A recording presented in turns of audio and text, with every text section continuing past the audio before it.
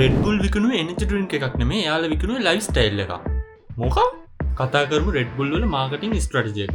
එයාලා මුලින්ම පටන් ගත්තේ 1984 ඕස්ට්‍රියාවේදී. නම කියන්න බැරි ෆවුන්ඩර්ස්ලා දෙන්නෙක් එකතු වෙලා. මෙයාලට මුලින් ඉඳලම ඕනේ නිකම්ම නිකන් එනර්ජි ඩ්‍රින්ක් එකක් වෙන්නේ නැතුව බ්‍රෑන්ඩ් එකකට ස්ටෝරි එකක් බිල්ඩ් කරන්න. හේතුව තමයි යුරෝපීය මිනිස්සුන්ට අලෙවි කරන්න නම් නිකම්ම නිකන් ප්‍රොඩක්ට් එකක් ගැන කියන්නේ නැතුව ඊට වැඩිය එහා දෙයක් කරන්න ඕනි කියලා එයාලා දැනන් හිටියා. මේක එයාලා Red Bull gives you wings කියන ස්ලෝගන් එක යටතේ ඇඩ්වෙන්චර් බ්‍රෑන්ඩ් එකක් විදිහට ලොන්ච් කරනවා. එක්ස්ට්‍රා පොයින්ට් එකක්. මේ ස්ලෝගන් එකට 2013 දී නඩුවක් වැටෙනවා. එයාලට තටු ආවේ නැහැ කියලා. එහෙම නැත්නම් එයාලා හිතන තරම් ලොකු දෙයක් එකකින් උන්නේ නැහැ කියලා. කොහොමද මේකට misleading and false advertising යටතේ එයාලට ඩොලර් මිලියන 13ක දඩයක් ගෙවන්න නියම වෙනවා. මෙයාලගේ audience එක උනේ 18ට 35 අතර active young adultsලා. student athletes සහ night works කරන active creative ambitious මිනිස්සු. මෙන්න මේ මිනිස්සුන්ට ජීවන රටාවක් විදිහට මේ brand එක position කරන එක තමයි එයාලගේ target එක උනේ.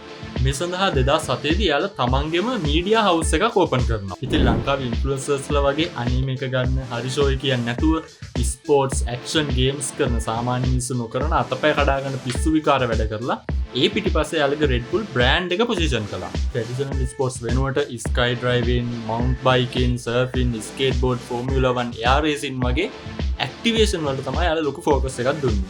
මේ විදිහට energy කියන දේ lifestyle එකක් විදිහට මිනිස්සු අතරට යවලා ඒක පිටිපස්සෙන් තමන්ගේ brand එක position කරලා ඒ position කරපු එක consistently පවත්වාගෙන යාම නිසා අද වෙනකොට රටවල් 175ක් පුරා වසරකට කෑන් බිලියන් 12කට වඩා අලෙවි කරන energy drink category එකේ market leader වෙලා තියෙනවා. ඉතින් ඔයත් brand එකක් හදනවා නම් product එකක් නැතුව idea එකක් විකුණන්න.